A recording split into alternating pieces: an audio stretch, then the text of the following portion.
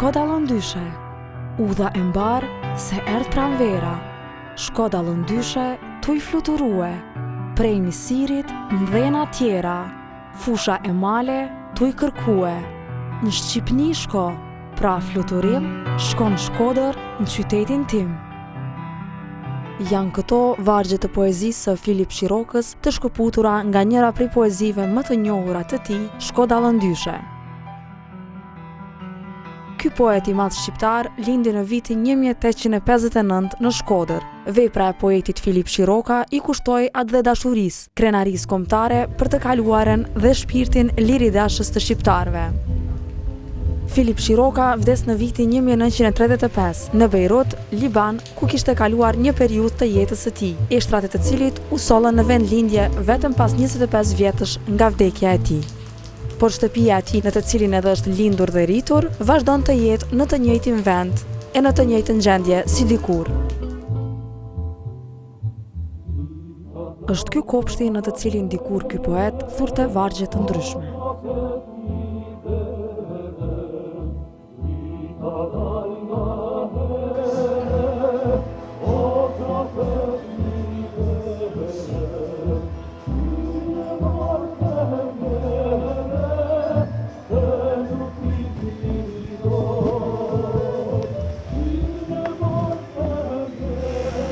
Gjendemi në qytetin e Shkodrës e më konkretisht në shtëpinë e poetit të madh Filip Shiroka. Kjo një shtëpi e vjetër prej 313 vitesh. Ka shumë shtëpi të tilla të cilat nuk kanë pasur fatin e mirë dhe janë lënë pas dore, nuk është marrë askush me to. Mirë po shtëpia e Filipit nuk e kishte atë fat të zymt. Kishte një fat të mirë që dikush të merrte me të. Dhe në ditët e sotme, kjo shtëpi shërben si restoran e hotel me emër të quajtur Tradita.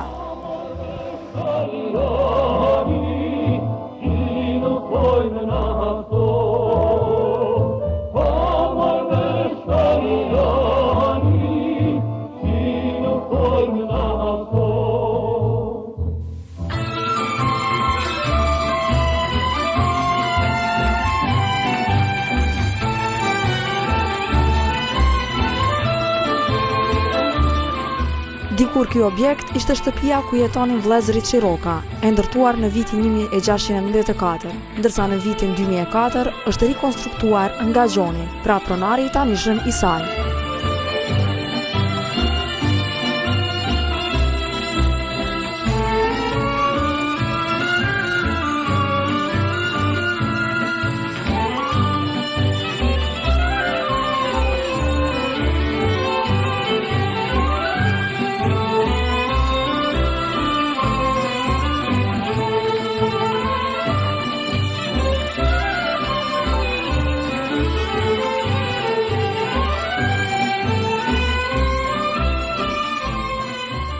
Të gjitha këto I takojnë shekullit të kaluar. Në këtë vend, po ashtu gjeni mbi 100 veshje të hershme tradicionale nga treva të ndryshme të vendit tonë, e fotografi të Marubit.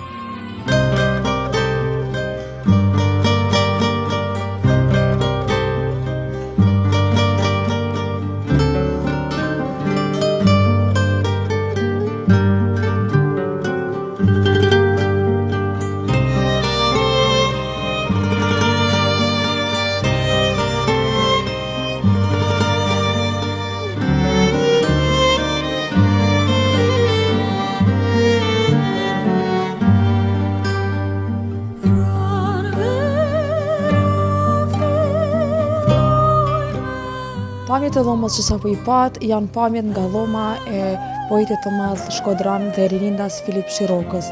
Dhe çdo gjë që pat në atë dhomë është 95% e ruajtur origjinale që nga ajo kohë.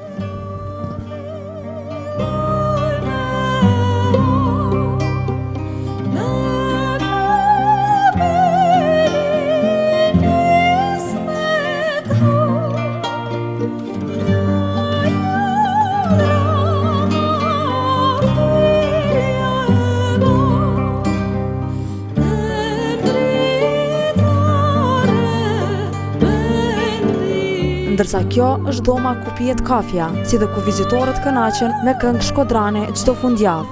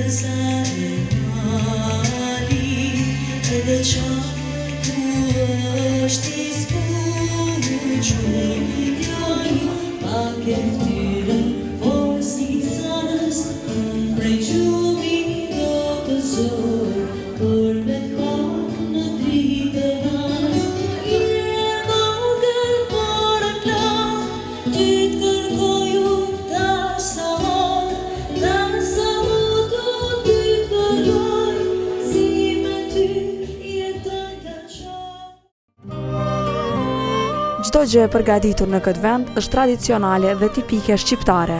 Madje edhe shërbimi në këtë vend bëhet me enë autentike.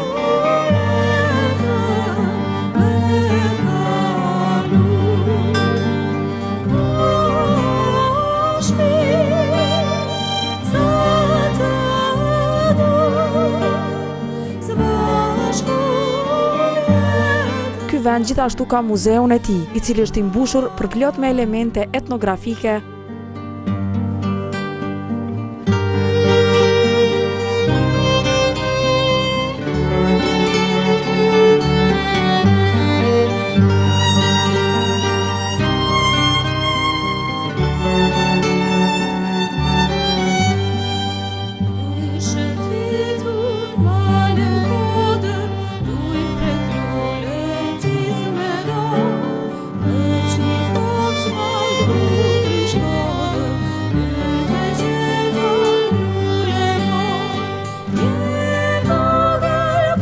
Së fundi, këtij restoranti është bashkangjitur edhe pjesa e hotelit, e cila posedon 12 dhoma gjumi, ku pushuesit përveç që mund të kënaqen me ushqimin këtu, ata mund edhe të pushojnë.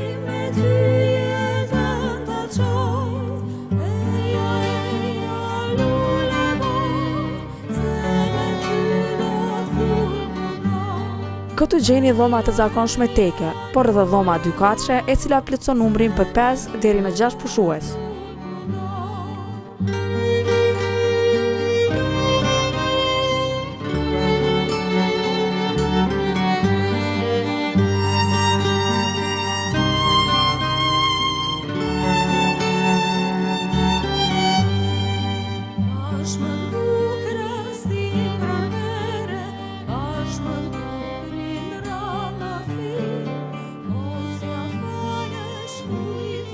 Jemi këtu në njërën prej pjesëve të restorantit Tradita, mëngjesisht jemi në njërën prej sallave ku ekspozohen gjëra të ndryshme etnografike, histori dhe shumë tesha kombëtare tona të lashta.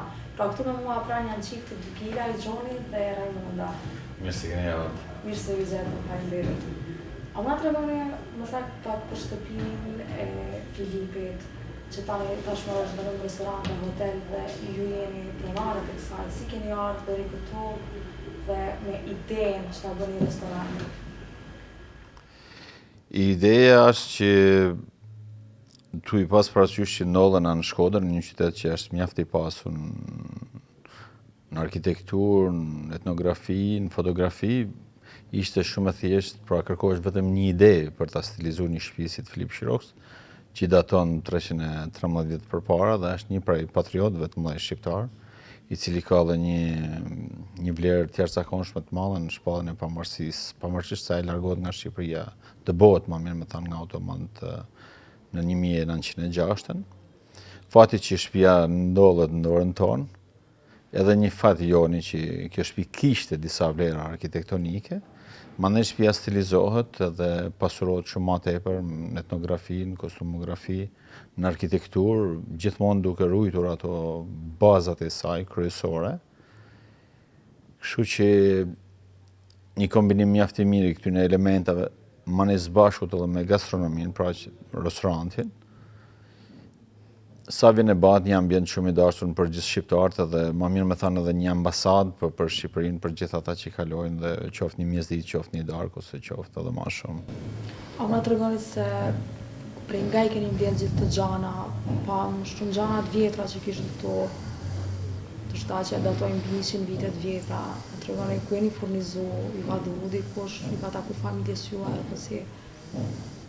Po të rikthehen edhe një herë te fjala skutar që do të thotë një qoshe artë, do të thotë që ky qytet ishte mjaft i pasur, kështu që ndoshta duhesh pak kujdes, me të vërtetë që na kujtu pak vonë, sepse pasuritë më të mëdha të këtij qytetit mas viteve 90 u larguan nga Shkodra drejtim të Greqisë dhe të Italisë, por që kishin me prap pjesë, kuptoj që pjesa e Malësisë ishte shumë më e pasur. Kryesisht mi 99% të objekteve janë ble, po ka edhe për aty në shkodranëve që qoftë dhe pjesë ndoshta krejt vogla na kanë dhuruar që është edhe një mirënjohje për ne dhe për ata që e kanë bërë këtë gjest. Po pa më herë dhe dhomën e Filip Shirokës, ku 95% atë dhomë është origjinale që nga ajo kohë kur i ka takuar edhe atij dhoma. Si keni arritë ta ruani dhomën, apo si ka arritë të tjerë më herët? Thash që ishte një fat që shtëpia u ndodh në dorën tonë, dhe një prej pjesëve tjera që kishte vlerë ishte edhe dhoma e Filip Shirokës, që më vonë ishte edhe dhoma e Sander Krajs, prap një avokat i njoftën në Shkodër, ku agja i tij ishte mjaft i njoftën, ishte shok i ngushtë i Lyç Gorakuqit, kurse jati i Sander Krajs ishte mësuesi i Princvidit, ai që i mësoi shqipen Princvidit, dhe mandej është baba jem që ka jetuar në këtë dhomë, që është po një pasuri tjetër, pra do të thotë që nuk ishte vetëm Filip Shiroka dhe paraardhësit e tij, po ishin edhe disa të tjerë që me kalimin e kohës çdo gjë do vëhet, çdo qoshe do ketë një prej personazheve. Kështu që sapo vjen edhe pasurohet edhe si dhomë. Çka vlen të dinë shikuesit më shumë rreth traditës pra kësaj shtëpie, hotelit, restoranit? Më shumë është që duke ditë që jena në kombet e vjetra, dhe vim në momentet moderne me disa pasuni që ja vlen për t'i ruajtur. Mesazhi jam është jo vetëm për shqiptarët, po për gjithë kombin shqiptar kudo që janë, gjithë ata që kanë mundësi të ruajnë një diçka që ndoshta nuk ju duket e vjetër, po në të vërtetë mund të ketë shumë vlera.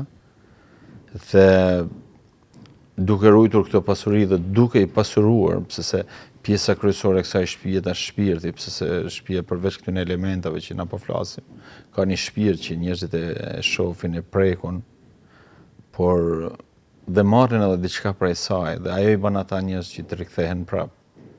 Kështu që nëse të njerëzit përveç asaj që e pasurojnë, japin dhe shpirt, pse nëse do mendojmë gjithmonë që një kull ose një shtëpi e vjetër në Prizren ose në Pej ose në Gjakov, metet pa njerëz mbrën, asaj mungon shpirti. Dhe në këtë rast kjo është një objekt që njerëzit lëvizin, vijnë, qeshin, flasin, pinë diçka, hajnë diçka, pra vazhdimisht kanë një kontakt na me ata dhe ata me ne, që do të thotë që shtëpia sa vjen e pasurohet. Përveç shtëpisë së Filip Shirokës, që tashmë është restoranti Tradita, gjithashtu është shtuar edhe një objekt tjetër që tashmë është hotel, pra janë rreth 13 dhoma sa këtu. Ma tregoni se kush e ka punuar atë objekt, sepse po sa e sheh nuk të ngjan që është objekt i ri, janë mundu ta bëjnë si të duket e vjetër, që të ngjajmë këtë shtëpi. Po, tu i pas parasysh pse problemi kryesor është nëse njeriu fillon një biznes, është kurajo dhe dëshira për ta çuar punën deri në fund, dhe mos devijojnë gjatë rrugës, sepse shpesh njerëzit mundohen për të ruajtur diçka, degenerojnë gjatë rrugës dhe në fund krejt del diçka indiane që nuk ka lidhje më me. Pra, duke pas traditën si bazë, dhe duke pasuruar atë me një hotel, i cili do të ishte gjithmonë në stilin dhe në dizenjin shqiptar, pra aty duken shumë mirë punimet e Zadrimës, punimet e Shkodrës, disa arka dhe disa pajisje tjera që vinë nga Malësia, janë shumë detaje tjera në përdyer, janë shumë qylyma të vjetra që ndoshta dikush i ka quajtur pa vlerë, po në të vërtetë ato kanë vlerën e vet, qoftë nga veriu, qoftë edhe nga jugu, disa shilte që quhen nga zonat e Pelens, që me të vërtetë janë shumë interesante dhe shumë shlosh dhe për synin.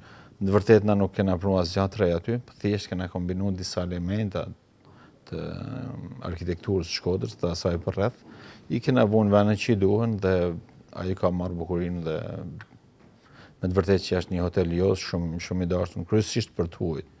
Shqiptarët do ta kuptojnë pak më vonë se po të flasim për etnografinë shqiptare duhet shumë kohë, por na do bazohena vetëm në ato pjesë kryesore. Xhubleta tashmë dihet që është krenaria e Ballkanit jo vetëm e shqiptarëve, është një rrobë që daton 4700 vjet përpara. dhe është stilizuar jashtëzakonisht bukur. Pjesa kryesore e malësisë arrin ta ruajnë më mirë se askush tjetër, arrin të ruajnë disa elementa që dhe pjesa tjetër e Europës krenohet me ta. Këtë nëse do shohim vazhdimisht me fjalë kokën e gjarprit hapun, është një prej miteve më të vjetra të ilirëve. Ilirët besonin te dielli dhe te gjarpri, pra duket krejt shumë bukur forma e kokës gjarprit dhe forma e vallëzimit të gjarprit tjetër. Kjo është një xhublet unike, do të them, është unike në botë.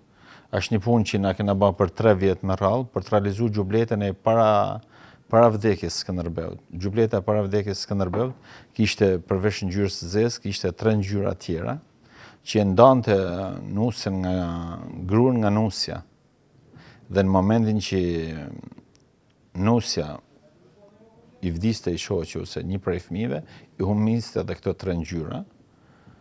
Kështu që nëse do shkojmë më te pjesët e tjera që janë po aq interesante, është pjesa e patkonit kalit. Në vërtet ky kostum në këtë moment nuk është i kombinuar për sosun, pse se kjo do pjesa kapica si quhet, do donte një xhublet tjetër si quhet xhubleta e kuqe, xhubleta e nusrisë.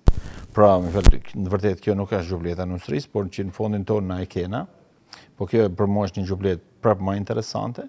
Kapica mahet rreth 1 vit, nusja tregon që është nuse një vit. Mendoj që mas 1 viti nusja do kishte një fëmijë dhe aq është e drejta e saj për ta marrë kapicën. Do të them një gjë që gjetjet më të vjetra arkeologjike në Ballkan e quajnë xhubletën 4700 vjeç siç thash përpara. Shpresojmë vazhdimisht që UNESCO do të marrin mbrojtje këtë rrobë kaq interesante. Është e klasifikuar në 3 rrobat më të bukura të botës, çfarë do të thotë është një rrobë që rrin kam në 3 rrobat më interesante që bota ka. Kuptohet që vajzat kishin një rrobë tjetër, bardhë të zi, dominon e bardha, dhe nuk e gëzojnë të drejtën e brezit. Në momentin që vajza vën një brez, do të thotë që ajo është sapo është feju. Në momentin që vajza fejohet, pra vjen xhubleta e kuqe, më është xhubleta me 3 vija, flas gjithmonë para vdekjes Skënderbeut në këtë rast.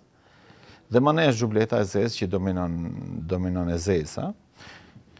Pjesa malore që ka pra Dugagjini, Nika i Mërturi, Toplana, Komani, sidomos xhubleta e kuqe, Komanit është portokallia, është jashtëzakonshme e bukur, e kanë xhubletën më të shkurt, kurse pjesët e tjera të vërmoshit që zona është më e sheshtë, xhubleta është pak më e gjatë. Arsyeja është sepse nuk e lën gjunin e femrës të lëvizin, prandaj xhubleta në këto zona është, aty ku zona është më e thepisur, është edhe më e shkurt. Sot shqiptarët në përgjithësi e njohin xhubletën, krenohen me ta, e përdorin në ceremoni, kryesisht përdoret edhe sot në përdasma, na e përdorim vazhdimisht për festa të ndryshme. Edhe monda e përdora? Monda e përdor me shumë kënaqësi kur unë i vehem, sepse mund si pëlqen shumë dhe kostumi i kuq i zonës Shërmërisë, sepse vjen nga ajo zonë. Sepse edhe është një kostum mjaft i bukur, ka ngjashmëri me hasin, me pjesën e Gjakovës, me kostumet e Dugagjinit. Por përveç kësaj do të them që në koleksionin tonë na kena mi 120 kostume, më mi 300-400 pjesë tjera të veçanta, që do të thotë që nuk është vetëm xhubleta, po janë shumë. Kjo unë që e kam thënë. Kostumi jot është kostumi zadrimës. Zadrima shuhet për punimin e dorës dhe është një kostum i bazuar në ngjyrat e zogjve. Është jashtëzakonshëm i bukur, është kostumin e verës në të vërtetë, sepse më është kostumi i verës dhe është kostumi i dimnit. Por që kjo është kostumi i verës, është krejt i punuar të zjarr dhe mandej pjesa tjetër që nisia punohet me dorë. Zadrima është tepër e njohur në Shqipëri për punën e veçantë që ajo bën me dorë, është për të cilësuar dhe është për të nuk është një kostum që bazohet shumë lashësi, por ngjyrat e saj janë shumë më gjepse, mandej është pjesa e krytit që ti nuk e ke, që është e punuar me nash, që tash kanë shkollë dhe çmimet e tyre janë shumë shtrenda, pjesë të stolive, pse do të them që një nusë zadrimet konsiderohesh gjithmonë nga një shoqi si një princesh. Dhe nëse do shohim kostumin e dimnit, edhe vetë ngjyrat kuqezi prezantojnë atë një princesh para burrit. E njëjta gjë, po burri kishte një këmishë shumë të qenisur dhe kishte drejt ta veshte vetëm në natën e martesës. Gjoni veshja juaj? Veshja ime është krejt e thjeshtë. Kjo është një trashëgimi nga baba jem. Kurse qysteku vjen nga një burr shumë i njohur në veri. Kjo është edhe simboli i Zeusit, duken shumë qartë gjethet e lisit. Fjala Zeus është për mendimin tim është një fjalë shqipe, pse është fjala Zoti thot, ashtu siç është edhe shumë fjalë tjera, kështu që Qysteku mandej vazhdon bashkë me sahatin që shpeshherë ndash në dy pjesë. Një pjesë kalonte te sahati dhe pjesa tjetër kalonte te një pistolet sermet, një pistolet sermet, si quhet. Zakonisht ne e përdorim vetëm për ditë festash, siç është edhe 28 nëntori, i cili është për tonë komun shqiptar. Kjo është thjesht një imitim, kurse kjo është një tjetër, një armë e vjetër, një prej armëve të koleksionit ton. Është kredi punuar me dorë, është me të vërtet një armë që s'punon, po që është i punuar vazhdimisht me serm, kuptohet është një armë e vjetër. Punim dore? Po, një punim dore, është po. Për mua armë nuk janë shumë të rëndësishme, thjesht vetëm për ceremoni ose për një fotografi. Etnografia është ajo që flet shumë gjatë për kombin tonë, dhe unë do të them që pa frikë ne jena më të pasurit në etnografi në gjithë Europën, sepse vim në vitet moderne me një etnografi që pjesa tjetër e Europës e kishte humbur gradualisht. Pra çfarë do të thotë që etnografia në Shqipëri nuk është thjesht krenaria shqiptare, është krenaria e Ballkanësve dhe njëkohësisht është edhe krenaria e Europës. Sot e kemi mbush 100 vite. Me çka do e kishte përmbyll, me cilën fjalë këtë material do e kishte përmbyll saktë?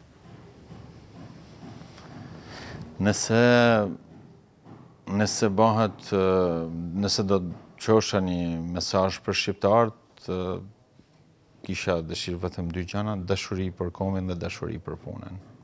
Faleminderit. Këto janë dy gjëra që na nuk i kena shumë, na mungojnë, besoj që do t'i fitoj me kalimin e kohës. Hajde pra Gëzuar për shumë vjet.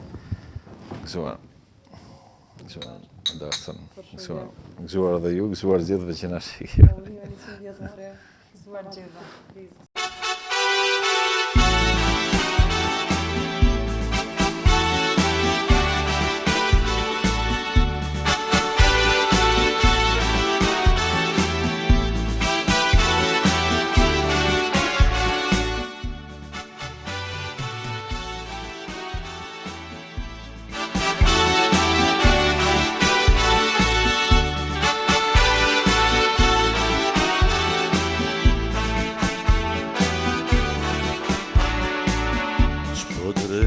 Liqeni kalta, tjeli zjarë të qupër gjumë, Fëshfërin këllim frasha, lektë shumë. Atje tej në kalla mishte, ritulatu një lejle, ëndraime farë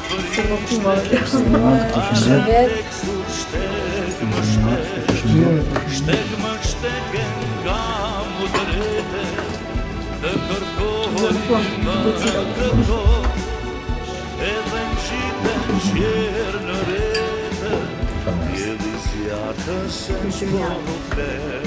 Mirë se vini jarë.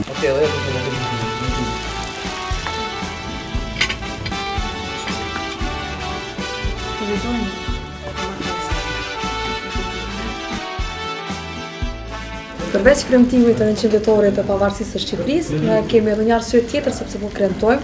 Pra kemi për vjetorin e martesës së çiftit të Vilaj.